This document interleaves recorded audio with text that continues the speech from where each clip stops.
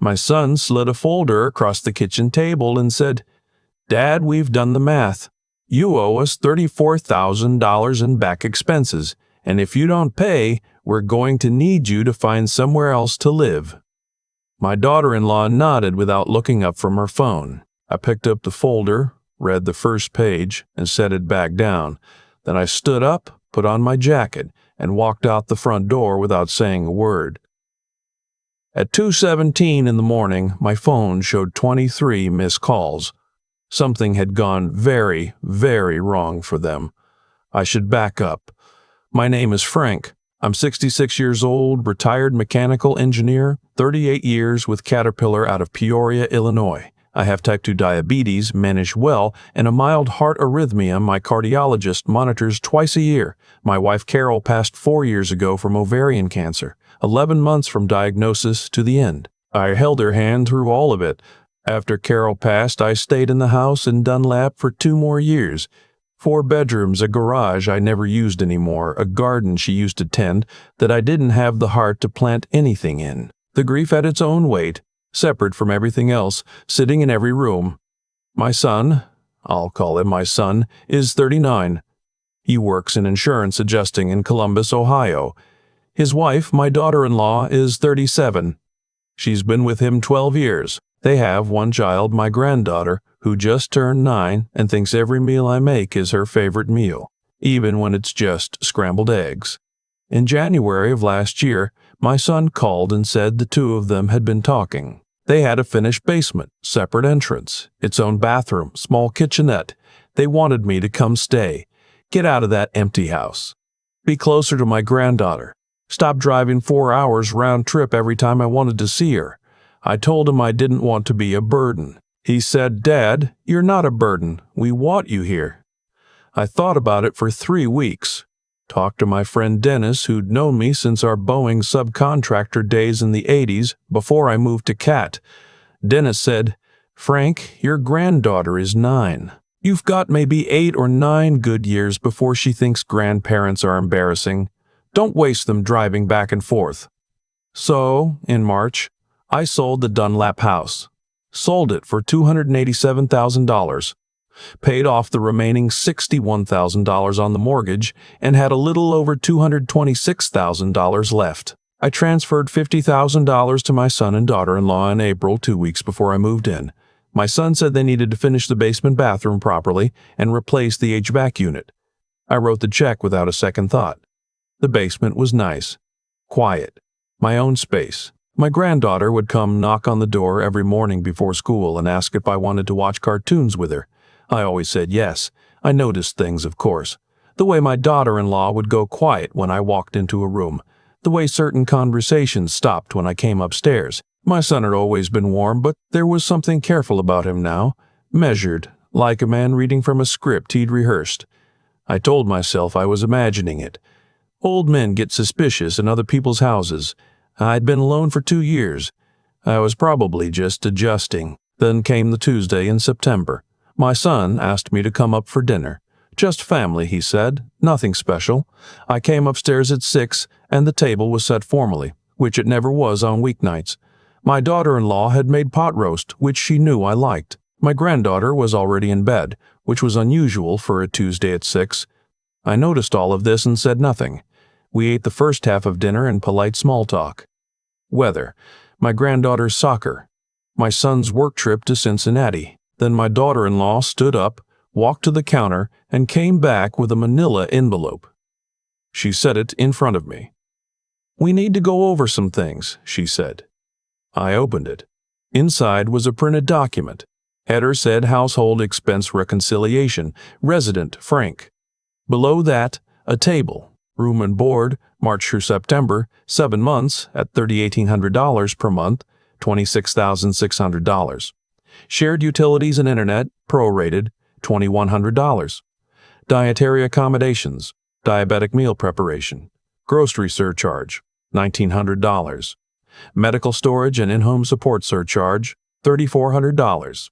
Total outstanding balance, $34,000. I read it once. Read it again. Looked up at my son. He was looking at the table. "What is this?" I said. Not a question, more like a thing I needed to say out loud to make sure I was actually sitting there. My daughter-in-law answered, "Frank, we've been absorbing your living costs for 7 months. You have savings. You have a pension. We think it's only fair you contribute." I looked at my son. He still hadn't looked at me. "You told me this was family," I said. "It is family," my daughter-in-law said. "Family means being honest about finances." There was a payment schedule attached. First installment, $4,500 due by October 1st. Then monthly payments of $3,800 going forward, including rent for continued residence. I picked up the document, started reading it more carefully the way I used to read engineering specs. Looking for tolerances. Looking for what didn't add up. And at the bottom of the second page, I found it. A small footer line. Gray text. Document generated, August 14th, 11:03 a.m. I moved into that basement on March 19th. August 14th was 6 weeks ago. I set the paper down. Kept my face neutral. The arrhythmia was doing something in my chest, a flutter I recognized, so I breathed deliberately. In through the nose, out slow. "I'll need to look this over," I said. "There's not much to look over," my daughter-in-law said. "The numbers are clear." "I'm sure they are," I said. I folded the document back into the envelope, stood up, and said, "Thank you for dinner." It was good pot roast. My son finally looked at me then. Something crossed his face, but I couldn't tell what it was. I walked downstairs to the basement, sat down on my chair, and stared at that footer line on my phone, where I'd taken a photo before I folded it up. August 14th, 6 weeks ago. She hadn't reacted to something I did, hadn't responded to a problem that arose. She had typed this up on a Tuesday afternoon in August and saved it as a PDF. That meant she'd had this planned before she made the pot roast, before she put my granddaughter to bed early, before my son asked me upstairs for family dinner.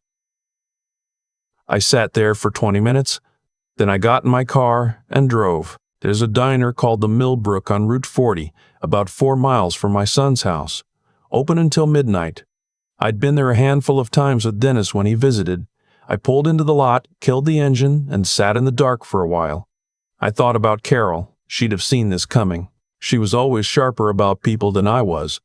"Engineers," she used to say, "you can read a schematic blind, but you can't read a room to save your life." She said it fondly. Mostly. I thought about the $50,000 I'd handed over in April. I'd assumed it went to the HVAC in the bathroom. I'd never seen receipts. I never asked. I thought about the fact that my son and I had spoken on the phone every week for 4 years after his mother died, and he never once seemed like a man who was planning something.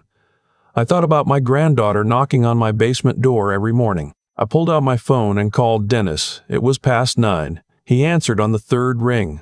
"Frank, it's late. What happened?"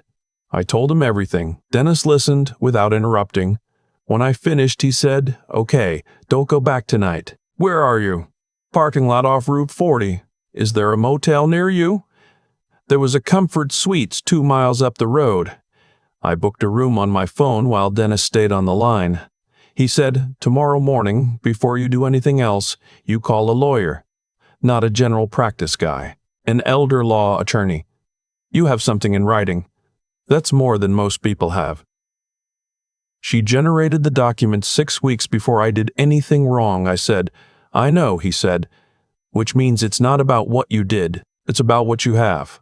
I checked into the Comfort Suites at 1040, room 118, clean, anonymous, smelled like fabric softener. I sat on the edge of the bed and looked at my hands.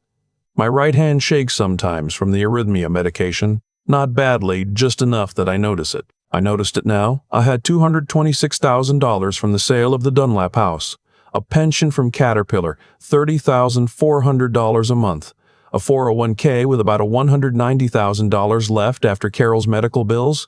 I was not a wealthy man, but I was stable, and that stability was exactly what someone had decided to extract. I made a list in the Notes app on my phone. Document with August 14th timestamp. Photo of page 1. Photo of page 2.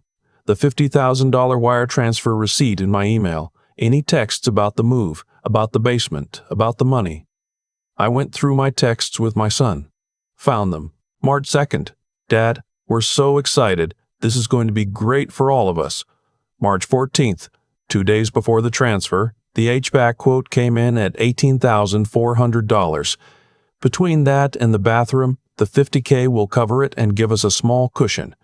I screenshot everything. Then I looked in my email. Found the wire confirmation dated April 4th, $50,000 to my son's checking account.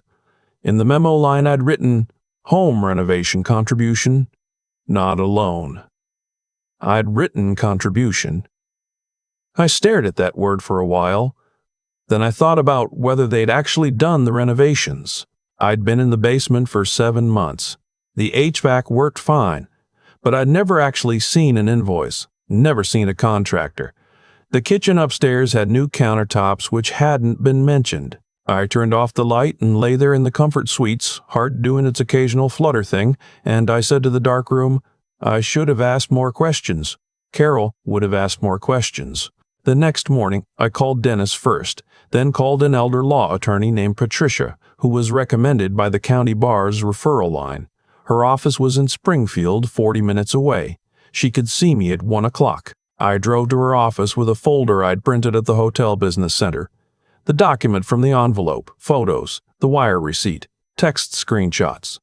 Patricia was in her mid-50s, practical suit, reading glasses, the kind of attorney who doesn't perform authority because she doesn't need to. She read through everything without speaking. When she finished, she set the papers down. This is a predatory debt fabrication, she said. The August 14th timestamp is your strongest asset. It proves intent preceding conduct. She prepared this invoice 6 weeks before you'd done anything that could justify it. Under Illinois law, this could constitute financial exploitation of an elderly or disabled person. You're 66 with documented medical conditions. That qualifies you for additional protections under the Illinois Adult Protective Services Act. I don't want to destroy my son, I said. I understand that, she said, but I want you to understand what you're dealing with. This isn't a misunderstanding about shared expenses. Someone prepared a fraudulent invoice before the alleged expenses had fully accrued, with the specific intent to extract money from you. The question isn't whether to pursue legal action. The question is whether to use it as leverage or as a weapon. Those are different things. We spent 2 hours going through what I needed. Financial records, documented history of what I'd given them, a current statement from my cardiologist confirming I was cognitively intact and capable of making financial decisions. Patricia would draft a financial disclosure statement, a legal summary of what I'd actually contributed versus what was being claimed. If presented correctly at a family meeting, it could end this cleanly. She also said, get somewhere stable to stay, not a hotel, not their house, somewhere neutral. I called Dennis that night. He drove down from Peoria, and I stayed in his guest room for the next week while I gathered everything. The week I spent at Dennis's house was the most focused I'd been in years. I pulled 12 years of bank records from my online accounts. Every time my son had needed money, I'd helped. Car transmission, 2013, $2,200. Down payment on the Columbus house, 2015, $18,000. Wedding anniversary trip Carol and I paid for, 2017, $4,800. My daughter-in-law's graduate school application fees, 2019, $2,400. His truck, 2021, $11,000, which he'd said he'd pay back and hadn't. The $50,000 wire in April. By the time I finished tallying, I had a spreadsheet showing $88,400 in financial support over 12 years. Documented, time-stamped, traceable. I also had 31 text messages from my son asking for money, each one with a reason. Car, medical copay. Just a tough month, Dad. I printed everything, organized it in a binder with tabs. Patricia's legal instincts were right. I needed this to look like what it was, evidence, not grievance. My cardiologist office was in Peoria, so while I was at Dennis's, I scheduled the appointment. Dr. Nguyen had been my cardiologist for 9 years. She was thorough and didn't fuss. I explained I needed documentation of my cognitive status for a potential legal matter. She walked me through a brief orientation and recall assessment, had me answer questions about current events, medication management, financial decision-making processes, wrote a letter on letterhead confirming I was cognitively intact, that my arrhythmia produced no neurological symptoms, and that I was fully capable of managing my own affairs. I folded that letter carefully and put it in the front of the binder. On the 6th day at Dennis's, I drove past my son's house. Not to stop, just to look. His truck was in the driveway, my daughter-in-law's car beside it. The lights in the upstairs kitchen were on. I sat at the curb for a moment and thought about my granddaughter. She didn't know any of this was happening. She was 9, and she knocked on my basement door every morning, and none of this was her fault or her doing. I drove back to Dennis's and called my son. He answered on the second ring. "Dad, where have you been?" Reapin worried. "I've been thinking," I said. "I'd like to meet. Neutral location. Bring the document you gave me. I have some things I want to go through with you." A pause. "This doesn't need to be a whole thing, Dad. If the numbers seem off, we can talk about it." "I know," I said. "That's what I'm asking to do. Talk about it. Neutral location, just the 3 of us. Thursday evening, 7 o'clock, there's a community room at the Millbrook Library that rents by the hour. I've already reserved it." He said he'd talk to his wife and confirm. He confirmed an hour later. I asked Dennis to come, not to speak, just to sit in the room. He agreed without asking why. Thursday evening, I arrived at the library 15 minutes early. Dennis was already there, sitting in a chair against the wall, arms crossed, reading a magazine about woodworking. I set the binder on the table, opened it, and arranged my index cards. Old habit from Caterpillar presentations. 5 cards, 5 points. I rehearsed the opening twice under my breath. My son and daughter-in-law arrived at 3 minutes past 7. He held the door for her. She was dressed carefully, business casual, the way you dress when you prepared for a meeting. He looked at the binder on the table, then at Dennis, then at me. "Who is he?" my daughter-in-law said, nodding at Dennis. "A witness," I said. "Sit down, please." She started to say something. My son put a hand on her arm. They sat. I opened the binder to the first tab. "I want to start with this," I said, and I slid the document across the table. The one from the envelope. I'd highlighted the footer in yellow. "August 14th, 11:03 in the morning. I want you to tell me what this date means." My daughter-in-law looked at it. "That's just when the template was created. It doesn't mean anything." "I moved in on March 19th, I said. "If this was a response to accumulated expenses, why was it created 6 weeks before the period it covers was complete? July is in the table. August is in the table. But August 14th is 6 weeks before the end of August." She opened her mouth, closed it. "I'm not asking to argue," I said. "I'm asking because I want you to understand what I understand. This was prepared in advance, not as a record of what happened, as a plan for what you intended to make happen." I turned to the second tab, the spreadsheet. 12 years of support, $88,400, itemized, dated, sourced. "This is what I've contributed to this family," I said, not including the $50,000 wire transfer in April, which is on the next tab. Total, with the wire, $138,400. My son had stopped looking at the table. He was looking at the spreadsheet. His jaw was tight. "You're demanding $34,000 for me," I said. 12 years after I've given you $138,000. I want you to tell me, as plainly as you can, how those numbers go together in your mind." The room was very quiet. My daughter-in-law said, "Living costs are real, Frank."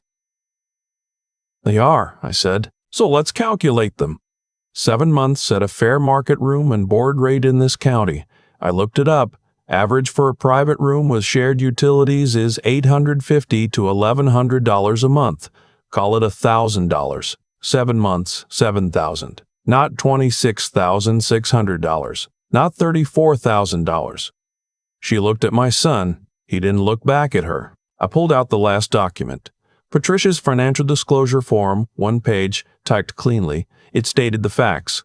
I had contributed $138,400 over 12 years. I owed no debt to the household. Any claim of outstanding balance was unsupported by market rates and predated the period it purportedly covered. I set a pen beside it. "You sign this," I said, "and we end this quietly. I'll find my own apartment. I'll do it without involving the state's Adult Protective Services office. But I need this signed, and I need it tonight." My daughter-in-law stood up. "This is coercion." "No," I said. "This is documentation. Those are different things." I looked at Dennis. He nodded once, slightly. My son picked up the pen. My daughter-in-law said his name, sharp and low. He looked at her for a long moment. Then he looked at me. "Dad," he said. His voice had changed. "I'm sorry." He signed the form. She signed it after another long silence, the pen moving in short, angry strokes. Dennis witnessed it. Dated it. Slid it back to me. I stood, picked up the binder. "I'll have my things out of the basement by Saturday," I said. I walked to the door, and my son's voice came after me, quieter than I'd heard it in months. "Where are you going to go?" "I'll figure it out," I said. And I left. I drove back to the Comfort Suites and checked back in. Room 118 was taken, so I got 124. Basically the same room. I sat on the edge of the bed and let the exhaustion hit. My phone showed 2 missed calls from my son, made after I'd left the library. Nothing from my daughter-in-law. I didn't call back, not that night. I lay back on the bed and thought about Carol again. Thought about what she'd said near the end, when the hospice nurse had started coming 3 times a week, and we both knew what that meant. She'd held my hand and said, "Frank, don't let grief make you easy to take advantage of. You're a good man, and good men get taken advantage of. Don't let it happen." I'd nodded and said nothing, because what do you say to that? Now, I thought, she knew something. She always knew something. I was in the parking lot of the Millbrook Diner having coffee when my phone rang at 2:17 in the morning. My son. I answered, "Dad." His voice was ragged, different than the library version. "I need to tell you something and you're not going to want to hear it." "Go ahead." "The $50,000. It didn't go to the HVAC. I put down my coffee. The countertops upstairs, the appliances, the vacation we took to Myrtle Beach last May. We used it, Dad. We spent it. And the HVAC was already under warranty through the previous owner. There was no repair. I didn't say anything. "It was her idea at first," he said. "But I went along with it. I signed off on every decision. That's on me, too. Why are you telling me this now? Because I watched you sit at that table tonight with a binder you put together yourself, a legal form, a witness, and 12 years of records you pulled up on your own. And I realized that you had known something was wrong for longer than I thought, and you handled it with more dignity than I deserved." I exhaled slowly. "Is there more?" A pause. "She applied for a credit card in your name in August. I found out about it 2 weeks ago. She said it was for household expenses. I told her to close it. I don't know if she did. I closed my eyes. What bank? First Midwest. The statement was going to our address. I called the bank, First then West. The statement was going to our address. I called the bank first thing the next morning. Fraud department. Yes, there was an account opened in my name on August 11th, 3 days before the document was time-stamped. A Visa with a $12,000 limit. Current balance, $7,340. Charges for furniture, a weekend hotel stay in Chicago, a spa, a restaurant I'd never been to. I reported it as fraud. The representative said, "Sir, we'll open a dispute and close the account. Can I ask, do you know who opened it?" "Yes," I said, "I do." I called Patricia and told her everything. The $50,000 spent on vacations and countertops, the fraudulent credit card. She listened, then said, "Frank, this has moved beyond a property dispute. Opening a credit account in someone's name without their consent is identity fraud under federal law. Combined with the predatory invoice and the misrepresentation about the renovation, we have material for a criminal referral." "I don't want to send my son to prison." "He told you the truth last night," she said. "That matters. But your daughter-in-law is a different situation. The credit card, she opened that." That's a federal offense, Frank. That's not my opinion, that's the statute. What do I do? File the fraud report, which you've done. Let the bank's investigation run. I'll contact you in 72 hours with a clearer picture of your options. In the meantime, get your finances protected. Change any passwords she might have had access to. Check your other accounts for unusual activity. Check your pension statements. I spent the rest of that day doing exactly that, found nothing else disturbed, thankfully. But the checking was necessary. The checking should have happened 6 months ago, before I moved into a basement and thought it was kindness. Dennis helped me find an apartment. Senior community in Normal, Illinois, about 40 minutes from my son's house. 1 bedroom, covered parking, a small balcony, a laundry room in the building. It cost $150 a month. I signed a 12-month lease and moved in the first week of October. The morning I moved in, Dennis and 2 guys from his church helped me carry boxes. I had a used couch from the Habitat for Humanity restore, a kitchen table I'd kept from the Dunlap house, my recliner, Carol's reading lamp which I'd packed and moved with me 4 times since she passed because I couldn't give it up. I hung 2 photos on the living room wall, Carol and me at the Grand Canyon in 2004. My granddaughter at age 6, holding a fish she'd caught in Lake Springfield, both hands wrapped around the rod, grinning like she'd discovered something. No photos of my son and daughter-in-law. Not yet. That evening I sat on the balcony with coffee and watched the parking lot fill up as people came home from work, and I thought, this is mine. This space is mine. I pay for it, I chose it, nobody gave it to me as a favor. They planned to invoice later. The fraud investigation took 3 weeks. The bank confirmed identity fraud. My daughter-in-law had used my social security number, which she'd had access to through a shared filing cabinet in the basement when I lived there. She had opened the account, made all the charges, and had been planning to pay the minimum when the statements came so I wouldn't notice. Patricia coordinated with the bank's fraud team and the county district attorney's office. My daughter-in-law was contacted for questioning. My son cooperated. He gave a written statement acknowledging that he'd known about the fraudulent invoice plan, had not opened the credit card himself, and hadn't known about it until August, and had willingly signed the financial disclosure agreement.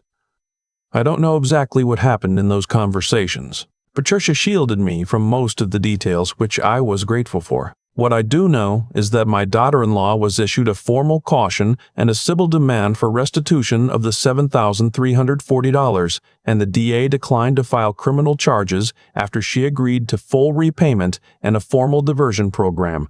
My son was not charged with anything. The financial disclosure he'd signed protected me from any future claims. Patricia called me on a Wednesday afternoon in November. "It's settled," she said. "The restitution agreement is signed. Your accounts are clean. You're protected." I thanked her. "Frank," she said, "you did most of this yourself. The binder, the records, the cognitive documentation. Most people don't come in that prepared. You made my job easy." "I'm an engineer," I said. "We document things." She laughed. It was a good laugh. I saw my granddaughter for the first time since moving out about 6 weeks after the library meeting. My son had been calling, carefully, not pushing, just staying in contact.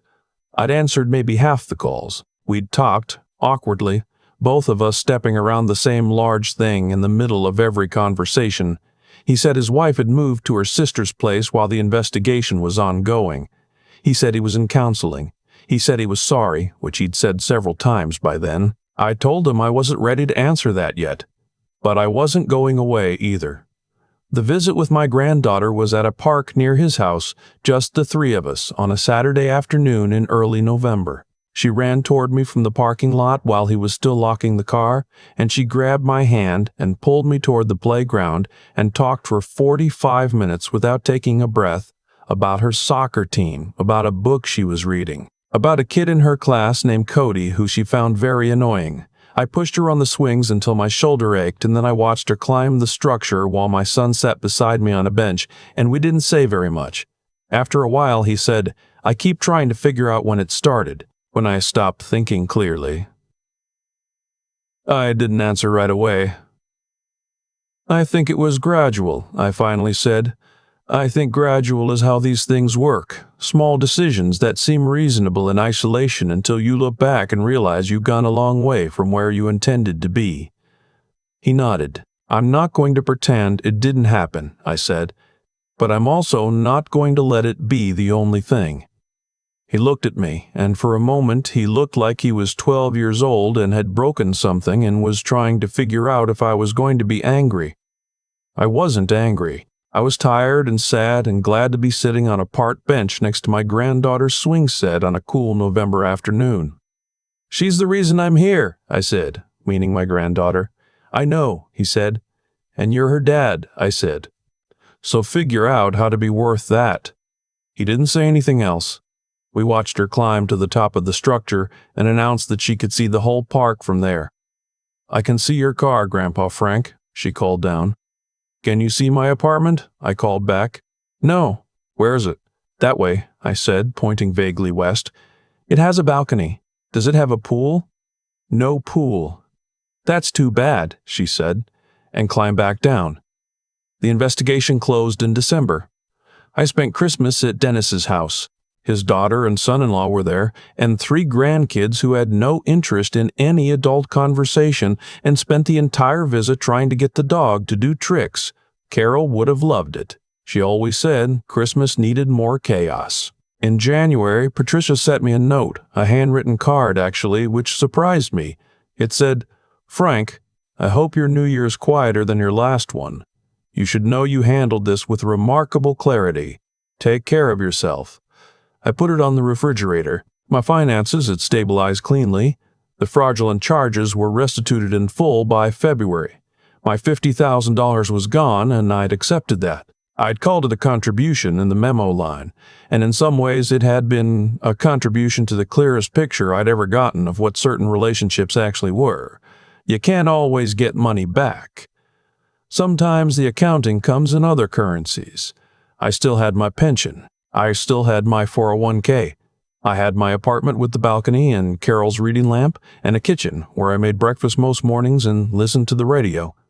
I was rebuilding a budget that fit my actual life, not someone else's fantasy of what I owed. I joined a men's group at a church in Normal, not because I'm especially religious, but because Dennis said it would be good to be around people. And he was right. Bunch of retired guys mostly, who got together Thursday mornings to drink bad coffee and argue about baseball and occasionally, when someone needed it, talk about something real. I told him my story one Thursday morning in February, not the whole thing, but enough. The guy next to me, retired fire captain, said, You know how many guys I know went through something like that? And then told me about his brother, which took 20 minutes and wasn't exactly the same, but rhymed. I started calling my son every Sunday. Not every call was comfortable, but we had them. He'd moved to a smaller apartment across town. He was still in counseling. He told me in March that he thought his wife might be willing to do a structured mediation if I was open to it. Eventually. I said eventually was doing a lot of work in that sentence, but I didn't say no. My granddaughter started visiting the apartment. She approved of the balcony, despite the lack of pool. She christened the recliner as her chair. She taught me a card game I still don't fully understand, but play every time she comes over because she explains it with tremendous seriousness, and I find that more entertaining than the game itself. One afternoon in March, she was at the kitchen table doing homework while I made dinner, and she said without looking up, Grandpa Frank, did something happen between you and Dad? I stirred the pot for a moment. Some things did happen, I said. Are you okay? I'm okay, I said. Is Dad okay? He's working on it, I said. He'll get there. She went back to her homework. I went back to the pot. After a minute, she said, I'm glad you got the apartment. And I didn't ask her what she meant by that, because I knew she meant exactly what she said. Later that evening, after she'd gone home, I sat on the balcony with coffee and my journal. Carol had given me the journal 2 weeks before she passed. One of those last practical things she did because she knew I'd need somewhere to put things. I'd been writing in it since. Not every day, but when something needed a place. I wrote, March 19th. Exactly 1 year since I moved into my son's basement. I came here because I was lonely and thought I could be useful. I left because someone decided loneliness was a leverage point. What I learned this year is that generosity without discernment is not a virtue. It's a liability. I spent 38 years engineering systems designed to handle stress within known tolerances. I applied zero of that thinking to my own life. I'm applying it now. Carol, I think you'd approve. I think you might say I should have figured this out 30 years ago, and you'd be right. But here I am, 67 years old, a balcony with no pool, a granddaughter who has claimed my recliner, and more clarity than I've had in a long time. I'm calling this a good year. Not an easy one, a good one. I closed the journal and looked at the city, the lights coming on as it got dark, a quiet Tuesday evening in central Illinois. If you stayed with this to the end, maybe some part of it sounds familiar. Maybe you've sat across a table from someone you trusted and seen something in their face that told you the trust was only moving in one direction. Maybe you've handed over money to keep the peace and told yourself it was love when it was something closer to fear. I'm not here to tell you what to do, but I'll tell you what I wish someone had told me at 64 when I was selling the house in Dunlap and thinking about moving in with family. Document things, not because you expect trouble, but because documentation is honest. It says, this happened on this date, in this amount. It protects you, and it protects the people you love from the temptation to misremember. Trust your instincts when a room goes quiet when you walk in. That quiet means something, and know the difference between someone who needs your help and someone who has decided your help is something they're entitled to. Those people exist. Sometimes they're in your own family. Being related to someone doesn't obligate you to fund their choices indefinitely. I'm still his father. I'm still her grandfather. That didn't go away, but I sleep in my own apartment now. I manage my own money. I make my own breakfast. And every Thursday morning, I sit in a church basement with a bunch of retired guys who drink terrible coffee, and I think about Carol's reading lamp in the living room and my granddaughter's homework on my kitchen table and the view from a balcony that belongs to nobody but me. That, it turns out, is enough. I've been thinking about cause and effect a lot lately. Not in any grand philosophical way, just in the quiet, practical way an engineer thinks about it. Every system has inputs and outputs. Every action produces a consequence, not because the universe is keeping score, but because choices have weight, and weight doesn't disappear. It lands somewhere. My daughter-in-law made choices. She typed up a fraudulent invoice on August 14th, opened a credit card in my name 3 days later, and spent 7 months smiling at me over dinner while planning to drain my retirement. Those choices produced consequences she didn't anticipate, because people who run that kind of scheme usually believe the other person is too trusting, too old, or too emotionally invested to fight back. She was right about the trusting part. She was wrong about the rest. My son made choices too, different ones. He went along when he shouldn't have. He signed off on things he knew were wrong, but he also sat in a library meeting room and picked up a pen and told the truth when it cost him something. That choice produced a different consequence. We're still talking. Sundays mostly. It's still awkward. It might be awkward for a long time, but it's there, which is more than I expected 8 months ago. What I keep coming back to is this. I made choices too for years before any of this happened. I handed over money without asking for documentation. I moved into a basement without a written agreement. I wrote contribution in a memo line when I should have written loan and attached a promissory note. I chose to trust without verification, and I convinced myself that asking questions was the same as not trusting. It isn't. Those are completely different things, and confusing them cost me $88,000 over 12 years and a lot of sleepless nights. Integrity, I've decided, is not the same as being nice.